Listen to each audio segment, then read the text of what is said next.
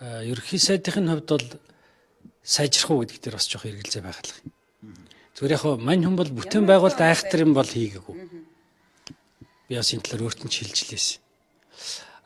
Гэхдээ улс орныхоо үндсэн эрх ашиг дээр жишээлбэл одоо оюутлогоо дээр энэ онтроголдын асуудал дээр гэдэг ч юм уу эсвэл одоо тэр байгалийн баялагтай холбогдлолтой асуудал дээр бол харьцангуй өмнөх ерөнхий сайд нарыг бодоход бол улс орныхоо нийт эрх ашигын төлөө бол байсан. Тэгэхээр тэрнээс дээрдэхүү бүр улаан ловчин гараад ирэх үү гэдэг чинь бас аюул шүү.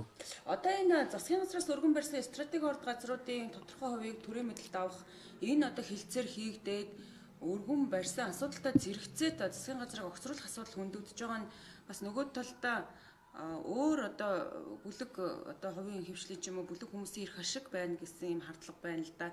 Үүсэж байгаа нөхцөл байдлыг та юу гэж дүгнэж байна? Яг ингээд давхцаад ингээд энэ үйл процесс болж болохоор нийгэмд бол тийм хардлагт байгаа л байна. Жишээл би гэхэд яг нэг оюутлогын гэрээг өөрчлөх гээд онтроголдын асуудал яригдж байхад ийм юм болчихж байгаа байхгүй. Тэгэхээр одоо айгуул онтроголдын асуудал нь орж ирэхгүй болоод за тэгэл нөгөө хуучин ашиг хөрөнгө оруулалтын гэрээгээр хамгийн ашигтай хэсэг шүү дээ. Одоо энэ онтроголдын энэ хоёр ашигтай талбай чинь бол хамгийн сайн хэсэг нөхгүй, хамгийн их алттай 1000 тонн алттай.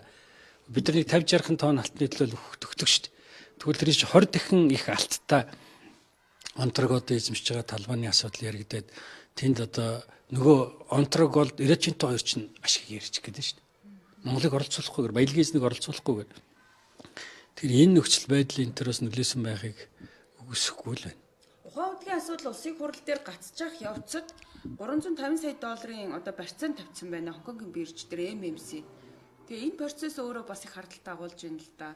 Та бол одоо уул уурхай магадгүй тийм мэдээл зүгээр надад л зүгээр яг ингээд нөгөө нэг уул уурхайн компаниудын стратеги ордуудын 34% гэдэг чинь бол бас л одоо тэгэл олигархуудын л асуудал хөндөгдөж байгаа шүү дээ тий.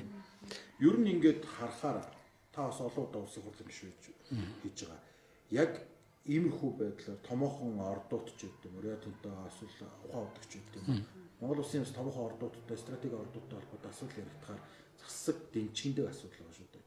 Мөрдүүдийн жишгээс харахад энэ удаагийн асуудал тэгж холбогдож баг. Яг давхцсан учраас нийгэм бол нэг хэсэг нь бол тэгж хараад байгаа шүү.